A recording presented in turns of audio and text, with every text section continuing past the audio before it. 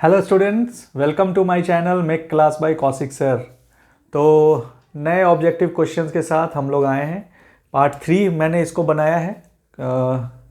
Objective question important जो हैं उनका थर्ड पार्ट जो है उसमें हम लोग अभी क्वेश्चंस को देखेंगे कि कौन कौन से क्वेश्चन जो हैं वो आ सकते हैं एग्ज़ाम में। बहुत सारे सवाल ऐसे हैं जो मैंने खुद से डिज़ाइन किया है जो आपके एग्ज़ामिनेशन पॉइंट ऑफ व्यू से बहुत ज़रूरी है। और दूसरी बात यह है कि कुछ क्वेश्चन जो है ना मैंने प्रीवियस ईयर से भी लिया है, तो उससे आपको क्या होगा कि बहुत ज़्यादा अंदाज़ा मिल जाएगा कि क्वेश्चन किस प्रकार से आने वाले हैं। ठीक है, और अभी हम लोग थोड़ा डिटेल सॉल्यूशन में चलेंगे। मैं दिन रात इसमें सोचता रहता हूँ कि इस पर मुझे वर्क करना है, कैसे बच्चों को समझाया जाए कम समय में। तो मेरा फोकस अभी यही है कि मैं आपको मैक्सिमम दे पाऊँ अपने तरफ से, ताकि आप एग्ज़ाम में अच्छा करें। ठीक है, तो ऑब्जेक्टिव के माध्यम से आपका सब्जेक्टिव क्वेश्चन भी कवर हो जाए, ऐसी मेरी कोशिश रहेगी। चलिए स्टार्ट करते हैं। क्वेश्चन नंबर 1 है हमारा, स्केलर क्वांटिटी हैज़। आपको पता होगा दो तरह की क्वांटिटी होती है, एक होती है स्केलर और दूसरी होती है वेक्टर। तो स्केलर क्वांटिटी में क्या होगा, मैग्नीट्यूड होगा और डायरेक्शन, मतलब मान होगा और डायरेक्शन बिल्कुल नहीं होगा। मान होगा और डायरेक्शन नहीं होगा। वेक्टर क्वांटिटी में मान भी होगा और डायरेक्शन भी होगा। ठीक है, तो ये हमको पता है। तो जब हमको पता है तो हम आसानी से इसको यहाँ पे लिख सकते हैं अपने ऑप्शंस को देख करके। ऑप्शन में क्या बोल रहा है, स्केलर क्वांटिटी है, क्या होता है, सिर्फ मैग्नीट्यूड होता है, तो हमारा ये ऑप्शन राइट हो जाएगा, ऑप्शन नंबर ए। ठीक है, डायरेक्शन नहीं होता है, सिर्फ मैग्नीट्यूड एंड डायरेक्शन तो होता ही नहीं है और नन ऑफ दिस तो होगा ही नहीं। ठीक है, तो इस हिसाब से हमारा ऑप्शन नंबर ए हमारा बिल्कुल सही है। अगले क्वेश्चन पे आते हैं। Forces which have a common line of action are called. देखिए बहुत ही इंपॉर्टेंट क्वेश्चन है। पिछले बार मैंने पिछले सेशंस में पूछा था which whose line of action pass through a common point. तो एक मैं यहाँ पे दिखाना चाहता हूँ कि मान लीजिए ये पॉइंट है और इस पॉइंट से सारे फोर्स कुछ इस प्रकार से निकल रहे हैं, तो इन फोर्सेज को हम लोग बोलते हैं कंकरेंट फोर्स। क्या बोलते हैं, कंकरेंट फोर्स। इन फोर्सेज को हम लोग बोलते हैं कंकरेंट फोर्स। ठीक है, और दूसरे फोर्स इस प्रकार से होते हैं कि जैसे एक लाइन खींचा हुआ हो और इसी लाइन के ऊपर जो है सारे फोर्सेज एक्ट कर रहे हो, चाहे वो अपोजिट डायरेक्शन में हो, चाहे वो उस तरफ जाए, चाहे राइट वर्ड्स चाहे लेफ्ट वर्ड्स, किसी भी डायरेक्शन में हो, पर उनका लाइन ऑफ एक्शन, इसी को हम लोग लाइन ऑफ एक्शन बोलते हैं। तो इस तरह के फोर्सेज जो होंगे उनका लाइन ऑफ एक्शन जो होगा वो कॉमन होगा, यानी एक ही लाइन ऑफ एक्शन होगा। ठीक है, कॉमन लाइन ऑफ एक्शन। तो क्वेश्चन भी यही बोल रहा है, अ कॉमन लाइन ऑफ एक्शन। तो ऐसे फोर्सेज को हम लोग क्या बोलते हैं, कॉलिनियर फोर्सेज। क्या बोलते हैं, कॉलिनियर फोर्सेज। ठीक है, कंकरेंट में क्या होगा, एक कॉमन पॉइंट होगा जिससे सभी फोर्सेज होके जाएंगे, और कॉलिनियर में क्या होगा, सबका कॉमन लाइन ऑफ एक्शन होगा। ठीक है, तो इस प्रकार से हमारा ऑप्शन नंबर बी जो है वो सही हो जाता है और बाकी ऑप्शंस जो होंगे वो आपके गलत हो जाएंगे। ठीक है, चलिए हम लोग आते हैं अगले सवाल पे। SI unit of moment of A forces, यानी मोमेंट ऑफ ए फोर्स को हम लोग किस प्रकार से दिखाते हैं। तो मोमेंट ऑफ ए फोर्स को हम लोग दिखाते हैं फोर्स इनटू परपेंडिकुलर डिस्टेंस। क्या दिखाते हैं हम लोग, फोर्स इनटू परपेंडिकुलर डिस्टेंस। ठीक है, मोमेंट बराबर होता है फोर्स इनटू परपेंडिकुलर डिस्टेंस। ठीक है, तो फोर्स का यूनिट हमको पता है न्यूटन और डिस्टेंस का यूनिट क्या है, मीटर। तो इसका मोमेंट का यूनिट क्या हो जाएगा, न्यूटन मीटर। क्या हो जाएगा, न्यूटन मीटर। तो यहाँ पे खोजेंगे न्यूटन मीटर कहाँ है, न्यूटन तो अकेला होगा नहीं, न्यूटन मीटर मिल गया, ये ऑप्शन बिल्कुल सही है। तो ये ऑप्शन आपका राइट हो जाएगा। न्यूटन मीटर पर सेकेंड ये तो हो ही नहीं सकता है और नन ऑफ दिस तो होगा ही नहीं। तो इस प्रकार से ये हमारा 3 क्वेश्चंस हमारे सही बन जाएंगे। अगर आप इनको सारा कॉन्सेप्ट को समझ रहे हैं तो आपके ये सवाल जो होंगे वो बिल्कुल आसानी से, बिल्कुल आराम से आप इनको बना सकते हैं। चलिए अगले सवाल पे आते हैं। क्वेश्चन नंबर 4 बोल रहा है, the resultant of two forces P acting at right angles is. यानी कि दो फोर्सेज हैं जिनका रिजल्टेंट क्या होगा अगर वो राइट एंगल पे एक्ट कर रहे हैं, और दोनों फोर्सेज का मैग्नीट्यूड कितना दिया है, P। ये आपको समझना होगा। अगर इस तरह से P दे देता है, Q दे देता है, R दे देता है, R रहेगा तो रिजल्टेंट निकालना है, तो R देगा नहीं, X दे देगा, Y दे देगा। तो इस तरह से एक टर्म जो दिया है वो मैग्नीट्यूड है फोर्स का, या फोर्स का नाम है। तो हम ऐसा बोल सकते हैं, अगर रिजल्टेंट दो फोर्स का, तो हम लोगों को दो फोर्स के बारे में कौन सा थ्योरम याद है? हम लोगों को लॉ ऑफ पैरेललोग्राम याद है। ठीक है, तो लॉ ऑफ पैरेललोग्राम लगाएंगे। यहाँ पे दो फोर्स है हमारे P, दोनों फोर्स का मैग्नीट्यूड क्या है? P है। तो ये दोनों फोर्स जो है, तो इन दोनों फोर्स के बीच का जो एंगल है, मैं एंगल बना देता हूँ, एंगल जो होगा 90 डिग्री होगा, तो बिल्कुल सीधा है, वो दोनों राइट एंगल पे हैं, यानी कि इन दोनों फोर्स के बीच का एंगल कितना है? 90 डिग्री है। ठीक है, तो हम लोगों को बताना है कि इसका रिजल्टेंट क्या होगा, इन दोनों फोर्स का रिजल्टेंट क्या होगा। तो इसको ऐसे समझिए कि कोई बॉक्स है, उस पर क्या कर रहे हैं हम, एक रस्सी बांध दे रहे हैं, और इस रस्सी पे हम P फोर्स से इधर खींच रहे हैं, और इस रस्सी को P फोर्स से उधर खींच रहे हैं। तो फाइनली ये किधर जाएगा? सोचने वाली बात है कि अगर हम इसको इधर से खींचेंगे और इसको ऊपर खींचेंगे तो ये किधर जाएगा? ये निश्चित है इधर जाएगा। इधर जाएगा तो रिजल्टेंट का डायरेक्शन क्या हो जाएगा? ये हो जाएगा। तो इसी रिजल्टेंट की वैल्यू निकालनी है, किसके टर्म में निकालनी है? P के टर्म में निकालनी है। तो हम लोग क्या जानते हैं लॉ ऑफ पैरेललोग्राम से? लॉ ऑफ पैरेललोग्राम मैंने पढ़ाया था, ऑफ फोर्सेस क्या बोलता है? इसमें जो रिजल्टेंट निकालते हैं वो R बराबर होता है √P² plus Q² plus 2PQ cos alpha.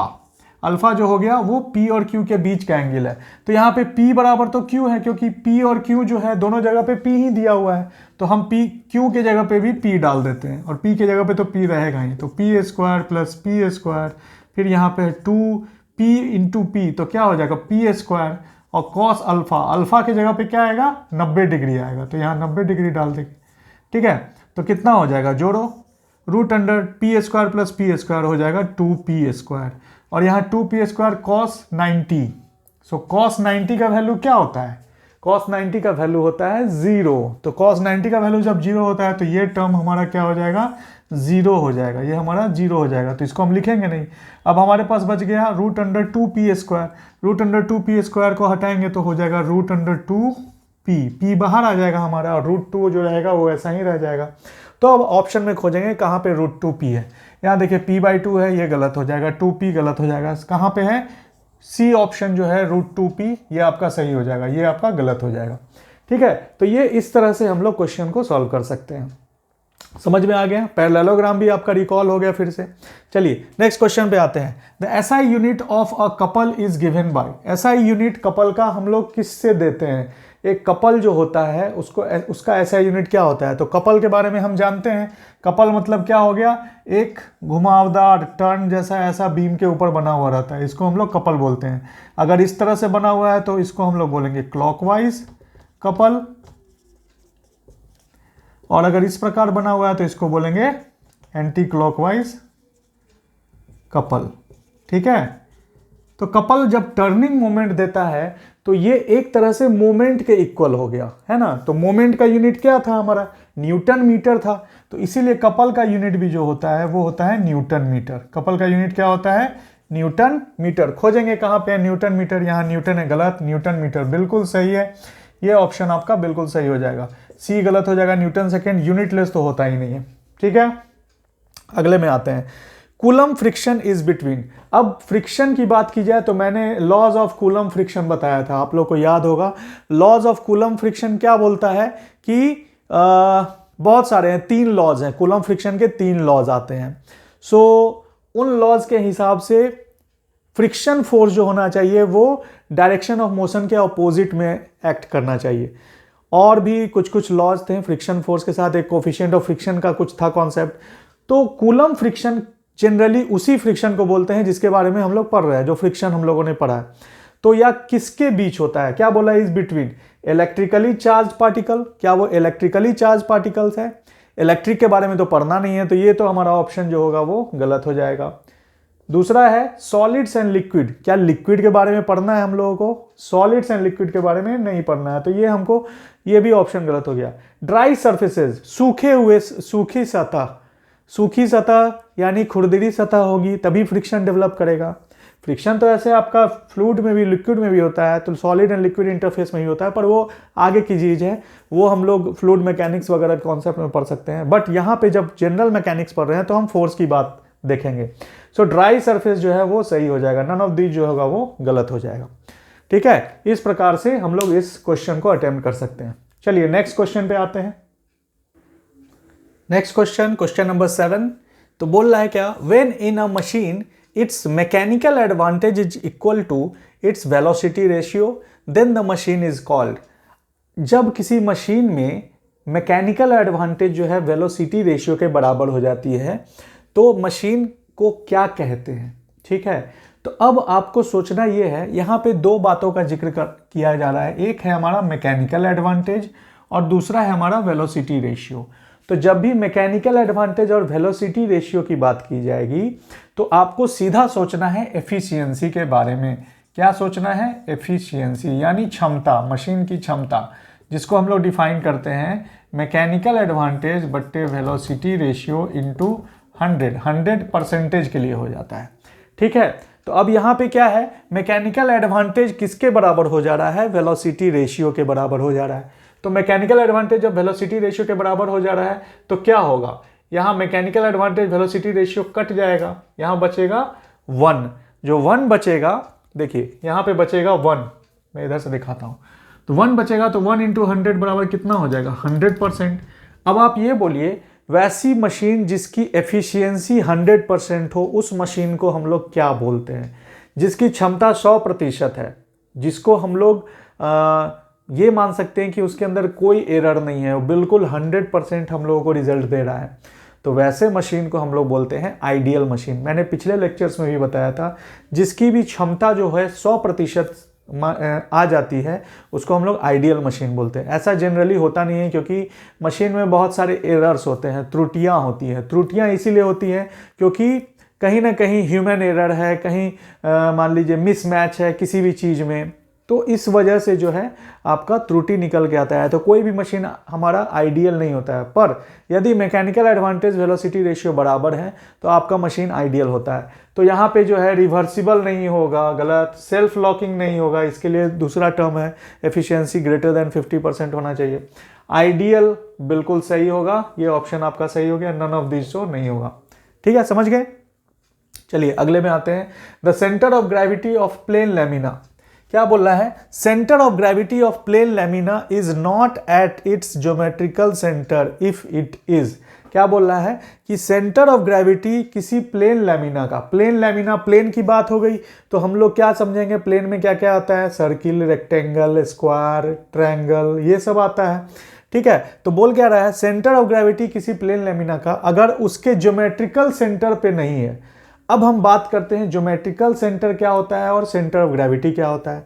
तो यदि हम आपसे पूछेंगे कि ये एक स्क्वायर है, चलिए ऑप्शंस को ही ले लेते हैं। ठीक है, ऑप्शन में सबसे पहले है सर्किल, एक सर्किल बना लेते हैं।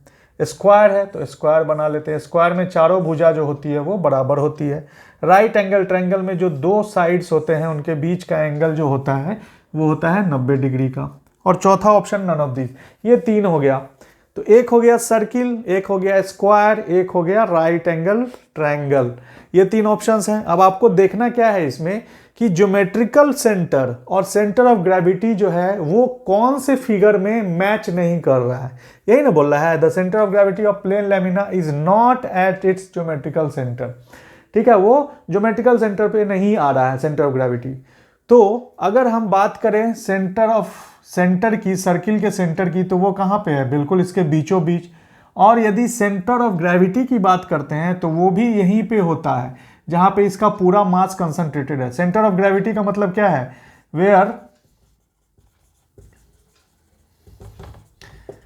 Where mass of whole body is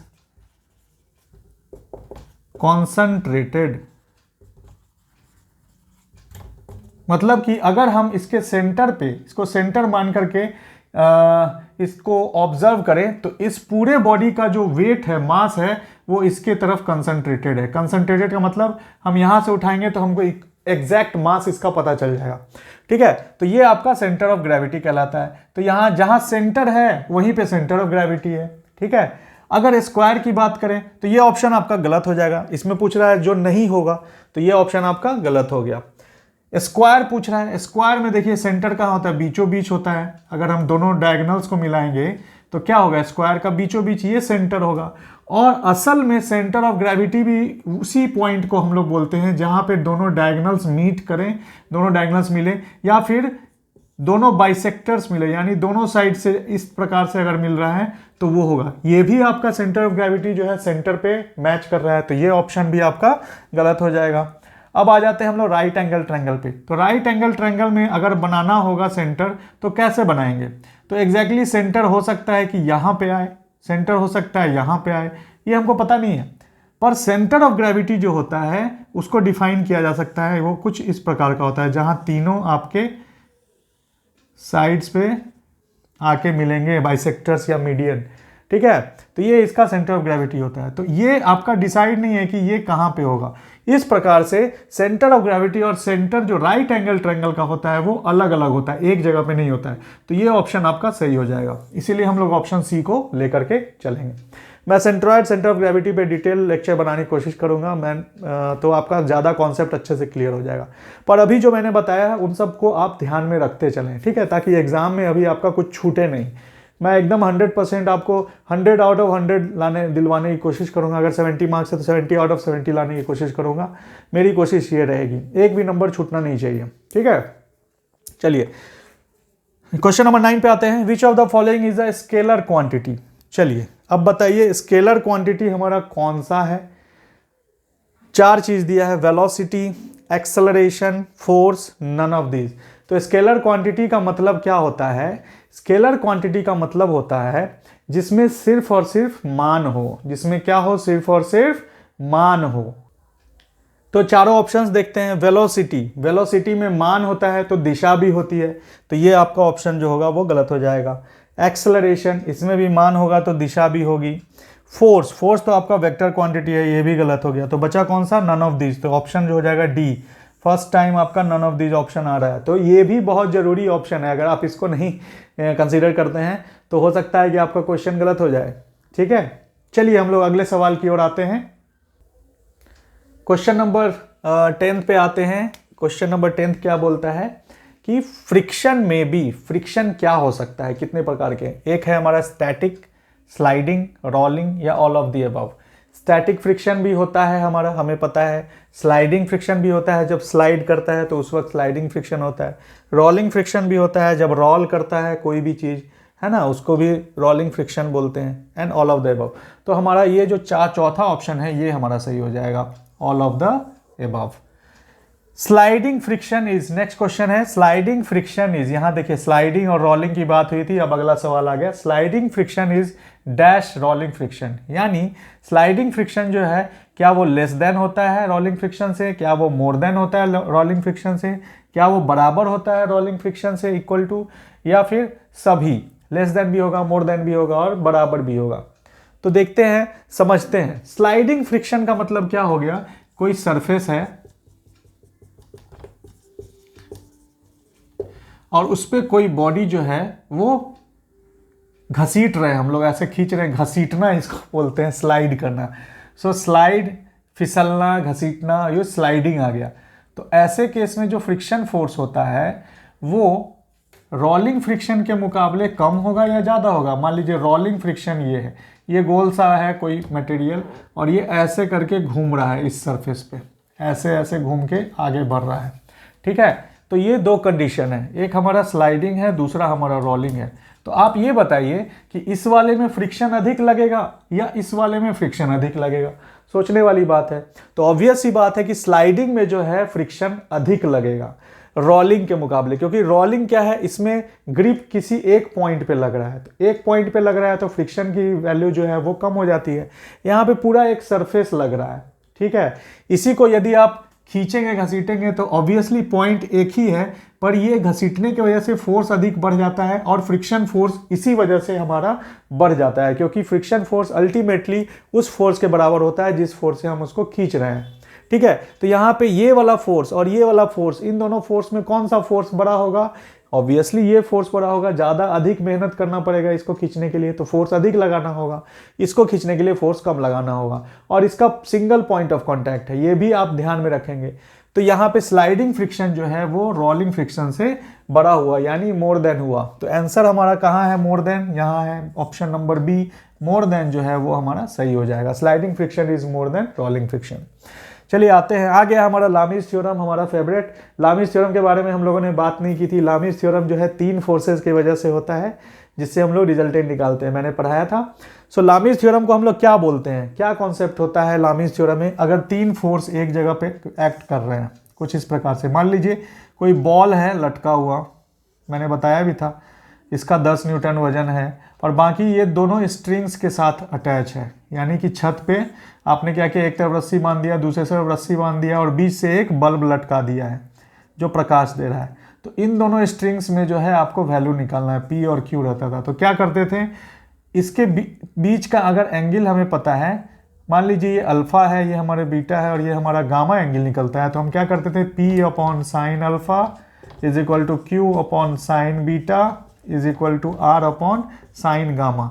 अब अगर R हमको पता रहता था 10 न्यूटन, यहाँ पे R का वैल्यू हो जाएगा, तो हम एक बार P को इसके साथ कंपेयर करेंगे तो P निकल जाएगा, और Q को इसके साथ कंपेयर करेंगे तो Q निकल जाएगा, ठीक है ना। तो ये था हमारा लामीज थ्योरम। तो इसमें कौन सा ट्रिग्नोमेट्रिक फंक्शन हम लोग यूज करें, साइन, इसीलिए इसको हम लोग क्या बोलते हैं, साइन रूल भी बोलते हैं। क्या बोलते हैं, साइन रूल भी बोलते हैं।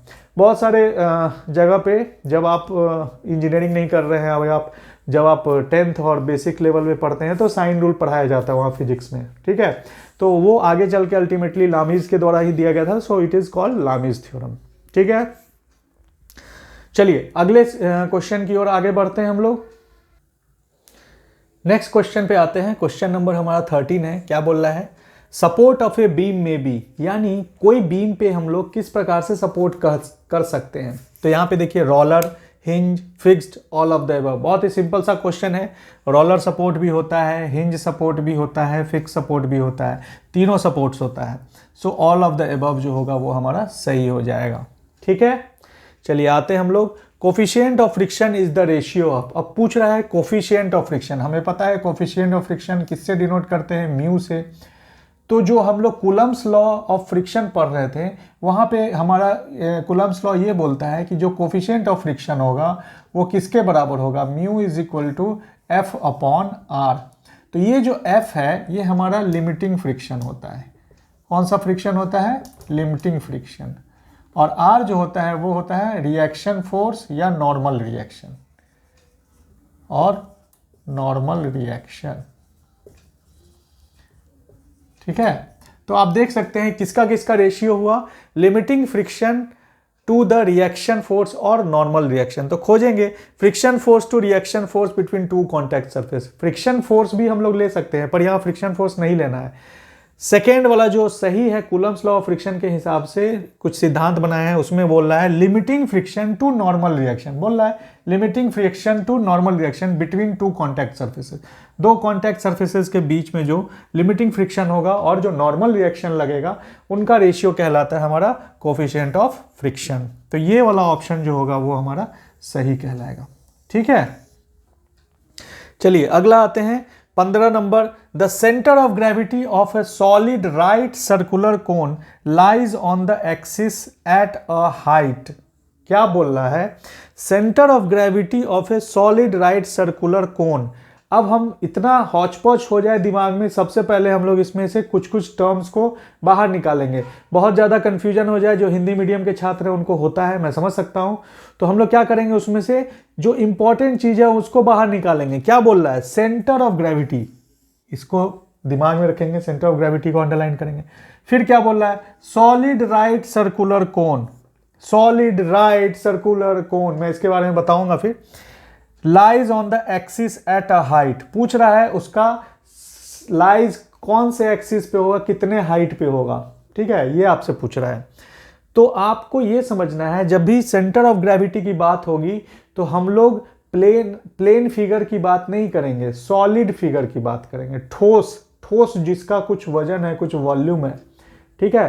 प्लेन फिगर नहीं, रेक्टेंगल, ट्रायंगल, है ना, सर्किल, स्क्वायर, ये सब के बारे में हम लोग बात नहीं करेंगे।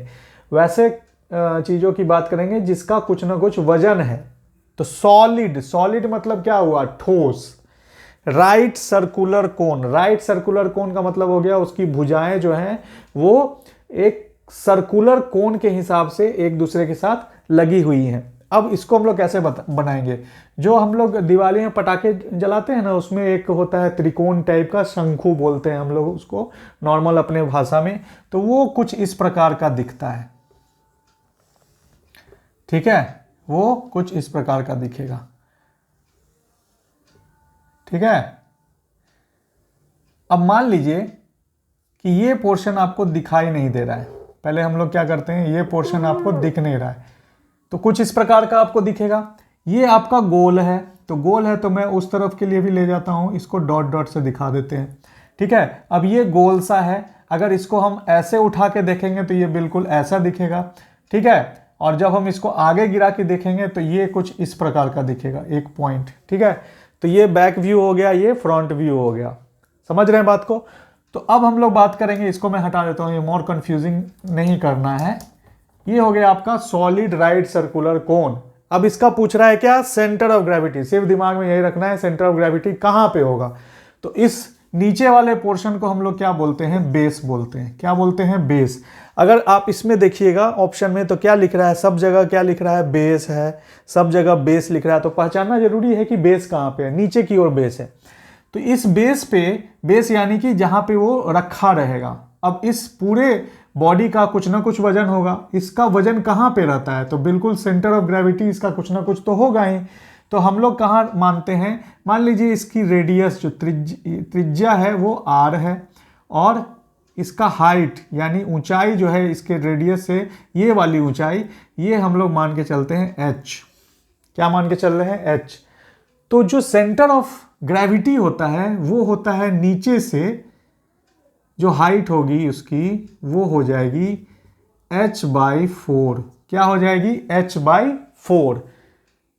यही आप ट्रायंगल में यदि जाते हैं, सिंपल ट्रायंगल जो प्लेन फिगर की हम बात करेंगे, तो इसमें जो सेंट्रॉइड रहता है वो कितना पे रहता है, तो h/3 पे रहता है। ये जो होता है वो h/3 रहता है, लेकिन वही कोण में चले जाएंगे तो h/4 हो जाएगा, ठीक है। तो हम देखेंगे h/4 कौन से ऑप्शन से मैच कर रहा है। तो पहले क्या है, half of the total height above the base, यानी कि बोल रहा है सबसे पहला ऑप्शन कि 1/2 h होगा। क्या होगा, नहीं, गलत हो गया, ठीक है। दूसरा option 1/4 of the total height above the base. अब बोल रहा है क्या, 1/4 h। देखिए 1/4 आया था आपका, 1/4 h है, तो ये आपका ऑप्शन जो होगा वो सही हो जाएगा। बाकी सारे ऑप्शन 1/3, 1/3 तो होगा नहीं, नन ऑफ दिस तो होगा ही नहीं। तो इस प्रकार से हम लोग सेंटर ऑफ ग्रेविटी या सेंट्रॉइड के क्वेश्चन सवालों को जो है हम लोग अटेम्प्ट कर सकते हैं, उसमें घबराना नहीं है, ठीक है। चलिए अगले सवाल की ओर आते हैं।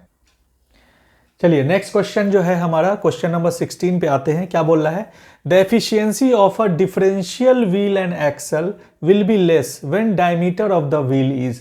अब देखिए ये एक तरह का मशीन होता है। क्या होता है, डिफरेंशियल व्हील एंड एक्सल जो है वो एक प्रकार का मशीन है।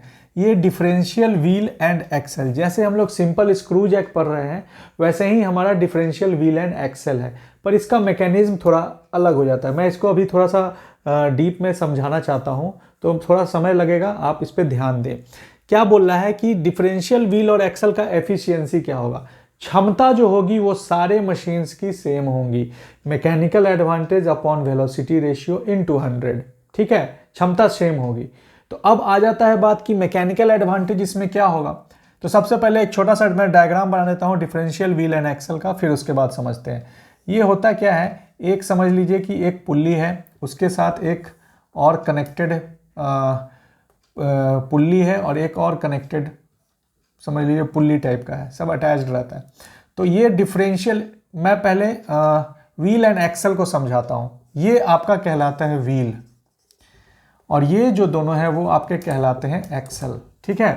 तो ये गोल होता है, ठीक है, ये आपके गोल होते हैं और इस पे जो है आपका स्ट्रिंग्स लपेटा हुआ रहता है। मतलब इस पे जैसे हम लोग पतंग उड़ाने के लिए लटाई का प्रयोग करते हैं ना, कैसे उस पे लपेटा हुआ रहता है, तो ये स्ट्रिंग्स हो गया। अब ये स्ट्रिंग जो है वो नीचे की ओर आ जाएगा एक छोर, और यहाँ से हम लोग एफर्ट लगाएंगे। क्या लगाएंगे, एफर्ट, जिसको हम लोग P से दर्शाते हैं। एफर्ट मतलब हमारी जो कोशिश रहेगी। तो जब इसको घुमाएंगे तो यहाँ पे एक लोड रहता है कुछ इस प्रकार का, ये इस पे रैप्ट रहेगा और ये इस पे रैप्ट रहेगा, ठीक है। तो इसके घुमाने की वजह से यहाँ पे जो लोड होगा, इसको हम लोग बोलते हैं लोड, ये हो गया W, ठीक है, इसको हम लोग लोड बोलते हैं। तो ये लोड जो होगा, जैसे हम इसको खींचेंगे तो ये लोड जो होगा अपवर्ड्स डायरेक्शन में लिफ्ट होगा। तो लोड जो होगा काफ़ी अधिक वजन का रहता है और हम यहाँ पे छोटे से एफर्ट से उसको खींच लेते हैं। तो सिंपल यही समझिए आप कि यहाँ पे जो आपका लोड है, एफर्ट है, वो किस प्रकार से आपका लिफ्ट अप हो रहा है, ये मैकेनिज्म जो है ये किस प्रकार से लिफ्ट अप हो रही है, ठीक है। तो इसको हम लोग बोलते हैं डिफरेंशियल व्हील एंड एक्सेल। इसको व्हील बोलेंगे, इसको एक्सेल बोलेंगे। एक सिंपल व्हील एंड एक्सेल भी होता है, उसमें दो एक्सेल्स नहीं होंगे, उसमें एक ही एक्सेल होगा, पर वो करस्पॉन्डिंगली डायमीटर्स के वजह से हम लोग इसको अलग अलग मानते हैं, ठीक है। तो अब हम लोग क्या बात करेंगे, यहाँ पे जो डायमीटर होगा उसको मान लेते हैं हम लोग कैपिटल डी, और इसका जो डायमीटर होगा उसको हम लोग मान लेते हैं स्मॉल डी, ठीक है। अब यहाँ पे दो एक्सेल है तो इसको मानेंगे D1, इसको मान लेते हैं D2, ठीक है। तो अब हम लोगों को निकालना क्या है, मैकेनिकल एडवांटेज। पहले एफिशिएंसी पूछ रहा है तो एफिशिएंसी को हम लोग ईटा से डिनोट करते हैं, ये बराबर होता है मैकेनिकल एडवांटेज बटे वेलोसिटी रेशियो गुने 100। तो मैकेनिकल एडवांटेज का फॉर्मूला क्या होता है load upon effort, W/P, load upon effort. और वेलोसिटी रेशियो का फॉर्मूला क्या होता है, distance moved by load, distance moved by effort, यानी डिस्टेंस जो एफर्ट के द्वारा लगाया जाएगा, मतलब एफर्ट कितना डिस्टेंस मूव करेगा और लोड कितना डिस्टेंस मूव करेगा, ठीक है। तो एफर्ट कितना डिस्टेंस मूव करेगा, मान लीजिए इसको आप खींचते हैं तो ये जो नीचे की ओर आएगा वो कितना डिस्टेंस होगा। तो हम ऐसा बोल सकते हैं कि एक रोटेशन को अगर हम ले लें, एक रोटेशन की बात करें तो ये कितना डिस्टेंस नीचे आएगा, तो कितना आएगा, एक सरकमफ्रेंस, यानी हम इसको बोल सकते हैं पाई डी, क्या बोल सकते हैं, पाई डी। और इसका जो होगा वो आ जाएगा स्मॉल पाई डी। तो अब यहां पे दो है तो यहां D2 माइनस D1 हो जाएगा, ठीक है। अगर हम इसको एक ही डायमीटर रखें, मान लीजिए पाई डी ही रखते हैं, ठीक है, तो हमारा पाई डी जो है ये बड़ा वाला डायमीटर है। यही पूछ रहा है कि diameter of the wheel is, यानी डायमीटर ऑफ द व्हील क्या है, बड़ा वाला डायमीटर है, ठीक है। डिस्टेंस बाय एफर्ट ये बड़ा वाला डी, और डिस्टेंस बाय लोड क्या होगा, ये छोटा वाला डी, ठीक है, पाई इंटू D2 माइनस D1। तो ये आपका वेलोसिटी रेशियो हो गया, ठीक है। अब इसको हम लोग डालेंगे मैकेनिकल एडवांटेज एफिशिएंसी वाले में, तो एफिशिएंसी बराबर होता है मैकेनिकल एडवांटेज बटे वेलोसिटी रेशियो। तो मैकेनिकल एडवांटेज क्या है, W/P, और वेलोसिटी रेशियो क्या है, pi D upon pi into D2 minus D1। अब अगर इसको हम देखेंगे तो क्या हो जाएगा, W, यहां से पाई पाई कैंसिल हो जाएगा, W बटे क्या हो जाएगा D, और ये D2 माइनस D1 ऊपर चला जाएगा और ये P जो है वो नीचे आ जाएगा, ठीक है। तो अब आप देखिए एफिशिएंसी बराबर क्या हो जा रहा है, W into D2 minus D1 upon बड़ा वाला व्हील का D इंटू P, यानी एफर्ट, P जो है न्यूटन में होगा। तो अब इस फॉर्मूला से हमको क्या दिख रहा है कि अगर ये D अधिक होगा तो एफिशिएंसी क्या होगी, कम होगी, यानी ये D हम लोग बोल सकते हैं इन्वर्सली प्रोपोर्शनल है किसके, एफिशिएंसी के। तो यहां से हम लोग ये निकाल सकते हैं कि एफिशिएंसी अधिक होगा तो डायमीटर कम होगा, डायमीटर अधिक होगा तो एफिशिएंसी कम होगी, ठीक है। यहां से ये रिलेशन हमको पता चल गया किसका, डिफरेंशियल व्हील और एक्सेल का। तो यहां पे हम लोग देखेंगे कि efficiency of a differential wheel and axle will be less, यानी क्या बोल रहा है, डिफरेंशियल व्हील और एक्सेल की एफिशिएंसी कम होगी। कब कम होगी, when diameter of the wheel is, तो डायमीटर कब होगा, अधिक होगा तभी कम होगी व्हील की एफिशिएंसी। तो यहाँ पे जो ऑप्शन ए होगा वो इस प्रकार से सही होगा। आपको थोड़ा डिटेल में इसको समझना पड़ेगा, ठीक है, बट ये आप ध्यान में रखें, फॉर्मूला से आप इवेल्युएट कर सकते हैं, बहुत आसानी से बना सकते हैं। तो इस प्रकार का क्वेश्चन आएगा तो आप इसको आसानी से सॉल्व कर लेंगे, ठीक है। चलिए हम लोग अगले प्रश्न पे आते हैं। क्या बोल रहा है, velocity of a simple screw jack. मैं इधर इसको मिटा देता हूं, velocity of a simple screw jack. देखिए ये क्वेश्चंस मैंने कराया नहीं है पर बहुत इंपॉर्टेंट है। स्क्रू जैक की बात होती है, सिंपल स्क्रू जैक की। तो सिंपल स्क्रू जैक का मैं एक डायग्राम यहाँ बना देता हूँ। सिंपल स्क्रू जैक होता है, मान लीजिए ये है और ये हमारा बेस के साथ कनेक्टेड है, ठीक है। कुछ इस प्रकार का हमारा सिंपल स्क्रू जैक रहता है,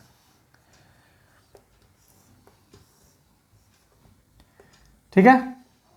अब इस पे जो है थ्रेड्स बने हुए होते हैं, ये हो गया आपका थ्रेड्स, इनको बोलते हैं थ्रेड्स, इसको बोलते हैं बेस और इसको बोलते हैं हेड। ऊपर वाले पोर्शन को हम लोग बोलते हैं हेड, इसको बोलते हैं हैंडल। ये हो गया आपका सिंपल स्क्रू जैक का डायग्राम। तो इसमें क्या करते हैं हम लोग, हेड पे कोई ऑब्जेक्ट को रख देते हैं। जैसे हमको कार को भी उठाना है तो यहीं हेड पे हमारा कार रहता है, पर वहां पे क्या होता है, इसको गोल गोल घुमाने के लिए हमारे पास एक डिफरेंट गियर मैकेनिज्म रहता है जिसको हम लोग घुमाते हैं। तो ये क्या करता है, गोल, ये स्थिर रहता है पर ये ऊपर उठता है और ये पोर्शन आपका गोल गोल घूमता है। पर यहाँ पे अभी कुछ नहीं रखा हुआ है, मान लीजिए यहाँ पे एक बॉडी हमने रख दिया, एक वजन रख दिया और इस हैंडल को जो है इस प्रकार से ऐसे करके गोल गोल घुमा रहे हैं, इस प्रकार से गोल गोल घुमा रहे हैं। तो इन थ्रेड्स की वजह से ये क्या होगा, ऊपर की ओर आएगा और या नीचे की ओर जाएगा, ठीक है, समझ रहे हैं। तो ये हमारा सिंपल स्क्रू जैक होता है। चलिए अब हम लोग कुछ कुछ चीजों को और समझते हैं। क्या बोल रहा है, द वेलोसिटी रेशियो, यहाँ पे पूछ रहा है रेशियो, छूट गया है। The velocity ratio of a simple screw jack with L as the handle length and P as the pitch of the screw. यानी हैंडल की लेंथ कितनी है, लंबाई कितनी है, तो L है, तो L की लंबाई यहां से हम लोग लेंगे, ठीक है। L जो है वो हैंडल की लंबाई हो जाती है और लेंथ और P जो है वो स्क्रू का पिच है। तो स्क्रू का पिच का मतलब क्या हुआ कि इस हैंडल को हम एक जगह से घुमाना शुरू करेंगे। मान लीजिए ये हैंडल है, हमको इसको यहां से घुमाना स्टार्ट किए और वापस से घुमा करके फिर से हम लोग यहां आ गए, ठीक है। तो ये निश्चित रूप से थोड़ा उठेगा, तो ये जितने हाइट पे उठेगा वो आपका पिच कहलाता है। समझ रहे हैं बात को, यानी इसको आपने ऐसे घुमाया और ये इस जगह पे आके रुक गया, तो ये जितने हाइट से ऊपर गया, थोड़ा सा हाइट ऊपर उठ गया, तो इसको हम लोग पिच बोलते हैं, ठीक है। तो ये आपका पिच हो जाता है, इसको हम लोग स्मॉल पी से डिनोट करते हैं। यहां पे कैपिटल पी लिया हुआ है, तो चलिए हम लोग यहां कैपिटल पी ले लेते हैं, ये हो गया। अब बोल क्या रहा है कि वेलोसिटी रेशियो क्या होगा। वेलोसिटी रेशियो का फॉर्मूला हम लोग जानते हैं, डिस्टेंस मूव्ड बाय एफर्ट, सबसे पहले एफर्ट का डिस्टेंस और उसके by distance moved by load. तो अब हम लोग निकालते हैं एफर्ट का। एफर्ट का मतलब क्या हुआ, हम लोग इसको जो घुमा रहे हैं यहां पे पुश करके, तो ये एक बार जो घूमेगा वो कितना, किसके बराबर होगा, वो डिस्टेंस कौन सा होगा, वो सरकमफ्रेंस होगा, जितना सरकमफ्रेंस पे वो घूमेगा। तो वो सरकमफ्रेंस कितना होगा, सरकमफ्रेंस होता है 2πr, क्या होता है 2πr। लेकिन यहाँ r क्या है आपका, l है, तो हम क्या बोल सकते हैं, जो एफर्ट का जो डिस्टेंस है उसको हम लोग लिख सकते हैं 2πl। क्या लिख सकते हैं, distance moved by effort is 2πl। और डिस्टेंस मूव्ड बाय लोड, यानी जो यहाँ लोड रखा हुआ है ये कैसे मूव कर रहा है, ऊपर या नीचे आ रहा है। तो ये जो ऊपर की ओर जाएगा एक बार घुमाने में, वो किसके बराबर होगा, इस पिच के बराबर होगा। यानी हम बोल सकते हैं जो लोड है वो हमारा कितना डिस्टेंस ऊपर गया, तो P डिस्टेंस ऊपर गया एक बार घुमाने पे, वही हमारा पिच होता है। तो यहाँ पे ये दोनों चीज दी गई है, आपका P दिया हुआ है पिच और लेंथ L दिया हुआ है। तो हम इसको यहाँ पे डालेंगे, एफर्ट के द्वारा कितना जा रहा है 2πl और पिच कितना है हमारा P। ये होगा हमारा फॉर्मूला 2πl/P। देखेंगे कहां पे है 2πl/P, तो यहां पे है, ऑप्शन बी हमारा सही हो जाएगा, ठीक है। बाकी सारे गलत हो जाएंगे। समझ रहे हैं बात को, ये आपका इंपॉर्टेंट सवाल था, इसीलिए थोड़ा सा कुछ मैं इसको डिटेल में समझा रहा हूं, क्योंकि मैंने इसको समझाया नहीं था। चलिए अगले प्रश्न पे आते हैं, वेरिग्नन्स थ्योरम इज एप्लीकेबल टू। अब आ जाते हैं वेरिग्नन्स थ्योरम पे। क्या बोलता है वेरिग्नन्स थ्योरम, थोड़ा सा डिटेल से समझते हैं। मैं मिटा रहा हूं इसको।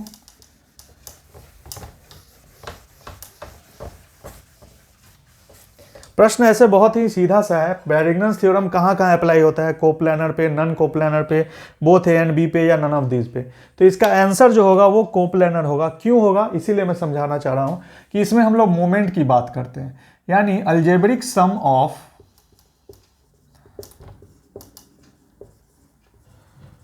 Moment of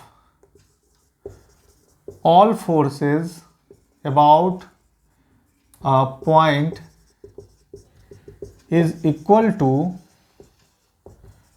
the moment of resultant of those forces about the same point। ये मैंने इंग्लिश में थोड़ा बहुत लिख दिया, चलिए इसको समझते हैं हिंदी में। क्या बोल रहा है? Algebraic sum of movement of all forces. तो मूवमेंट का परिभाषा हम लोग क्या जानते हैं कि मान लीजिए बहुत सारे फोर्स लगे हुए हैं, ये आपका 10, 5, 4 न्यूटन का फोर्स है, ये पॉइंट ए हो गया, पॉइंट बी हो गया, ठीक है। और इसका 2 मीटर 2 मीटर 2 मीटर 2 मीटर। तो अब इसका अगर पॉइंट ए के अबाउट मोमेंट निकालना है तो हम क्या निकालते हैं? 10 गुने 2 प्लस 5 गुने 2 प्लस 2 4 प्लस 4 गुने 6। यही होता है हमारा वैरिग्नस थ्योरम, यही होता है हमारा मोमेंट एट पॉइंट ए, ठीक है। तो ये किसके बराबर होगा? जब हम इसका रिजल्टेंट निकालेंगे, तीनों फोर्स नीचे जा रहा है तो तीनों को जोड़ दो, 10, 5, 15, 4, 19। तो 19 न्यूटन अगर इसके बदले हम लगाते हैं और कुछ डिस्टेंस पे लगाते हैं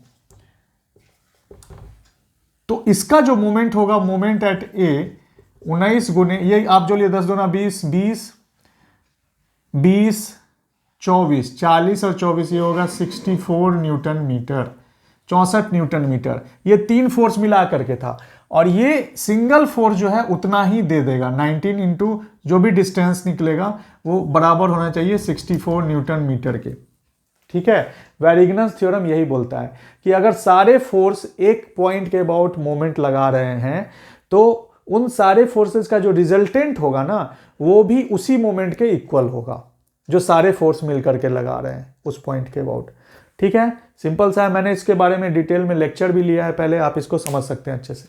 तो ये तभी पॉसिबल है जब सारे फोर्सेस एक प्लेन में हो। क्या हो? एक प्लेन में, यानी कोप्लैनर हो। इसीलिए आंसर हमारा हो जाता है कोप्लैनर। नॉन कोप्लैनर में क्या होगा? फोर्सेस दूसरे दूसरे प्लेन में चले जाएंगे, है ना, एक्स जेड प्लेन में, वाई जेड प्लेन में। तो उनमें क्या होगा? फोर्स कुछ ऐसे जा रहा है, कोई ऐसे जा रहा है, कोई ऊपर जा रहा है। तो ऐसे में क्या होगा? कोई बोर्ड से बाहर आ रहा है ना, कोई बोर्ड के अंदर जा रहा है, तो वो नॉन कोप्लैनर हो जाएगा। इसीलिए वैरिग्नस थ्योरम वहां पे नहीं लगता है। इसीलिए कोप्लैनर फोर्सेस के लिए वैरिग्नस थ्योरम जो है वो एप्लीकेबल है, ठीक है। थोड़ी बहुत जानकारी मिली। चलिए हम लोग अगले 2 प्रश्नों पे जल्दी से आते हैं। क्वेश्चन नंबर हमारा 19 जो है वो क्या बोल रहा है? बहुत आसान है, इसके बारे में डिस्कस भी कर चुके हैं। क्या बोला है? Centre of gravity of A triangle lies at the point of intersection of. तो क्या है ऑप्शंस? मीडियंस हैं, डायगोनल्स हैं, बोथ ए एंड बी होगा, नन ऑफ दीज। तो हम लोग देखते हैं centre of gravity of A triangle. एक ट्रायंगल है, उसका सेंटर ऑफ ग्रेविटी या सेंट्रॉइड कहाँ लाई करेगा? तो जहां जहां इसके मीडियंस कनेक्ट करेंगे तीनों के, वहीं पे लाई करेगा। कुछ यहाँ पे लाई करेगा। ट्रायंगल का क्या होता है? h/3 होता है। नीचे से क्या होता है? h/3 होता है, ठीक है। तो इनको मीडियंस बोला जाता है, डायगोनल्स नहीं बोला जाता है। डायगोनल तो हम लोग किसी और चीज को बोलते हैं, है ना। सो मीडियंस आपका सही हो जाएगा आंसर, बाकी सारे रॉन्ग हो जाएंगे। क्वेश्चन नंबर 20 क्या बोल रहा है? A machine is said to be ideal if. अब देखिए आ गया आइडियल मशीन के बारे में आपसे पूछ रहा है। तो कब होता है आइडियल? जब उसकी एफिशिएंसी जो होती है वो 100% की होती है। मैकेनिकल एडवांटेज जो वेलोसिटी रेशियो के बराबर हो जाता है। तो ये ऑप्शन तो सही है। दूसरा बोला इट्स फ्रिक्शन इज 0। फ्रिक्शन यदि 0 होगा तब भी आइडियल माना जाएगा, क्योंकि फ्रिक्शन अगर 0 है इसका मतलब उसमें किसी भी तरह का फ्रिक्शन फोर्स आ ही नहीं रहा है उतना मूवमेंट के बाद, जो पॉसिबल नहीं है, ठीक है ना। तो हम लोग जो पॉसिबल नहीं है उसी को आइडियल बोलते हैं। तो ये भी आपका ऑप्शन सही है। तो इस हिसाब से जो ऑप्शन सी होगा बोथ ए एंड बी वो सही हो जाएगा, बाकी सारे ऑप्शन जो होंगे वो गलत हो जाएंगे। So both A and B जो है हमारा वो सही माना जाएगा, ठीक है। तो मेरे हिसाब से आपको आज का सेशन कैसा लगा? थोड़ा सा लेंदी हो गया, बट इसमें आपको मैंने बहुत सारी चीज़ें सिखाई हैं, तो इसे बिल्कुल देखिएगा, बिल्कुल अच्छे से देखिएगा, अपने दोस्तों को भी दिखाइएगा, ताकि जो यूनिट कवर नहीं हुआ वो भी हम लोग किसी न किसी तरह से वहाँ तक अप्रोच कर जा रहे हैं। मैं अपनी कोशिश वहाँ पे कर रहा हूँ, ठीक है। एग्जामिनेशन के लिए अभी बहुत ज़रूरी है। तो इसको पढ़िए और अच्छे से एग्ज़ाम दीजिए। चलिए मिलते हैं अगले सेशन में, कुछ नई चीज़ों के साथ मैं आऊँगा और कुछ न्यूमेरिकल्स भी सॉल्व करेंगे हम लोग, है ना। Centre of gravity, moment of inertia, centroid का बहुत सारा न्यूमेरिकल है, फ्रिक्शन से न्यूमेरिकल है, मशीन से न्यूमेरिकल है। तो मैं कोशिश करूँगा उन सब पे आऊँ मैं, जो प्रीवियस ईयर पूछा गया है। ठीक है, चलिए मिलते हैं अगले सेशन में। धन्यवाद।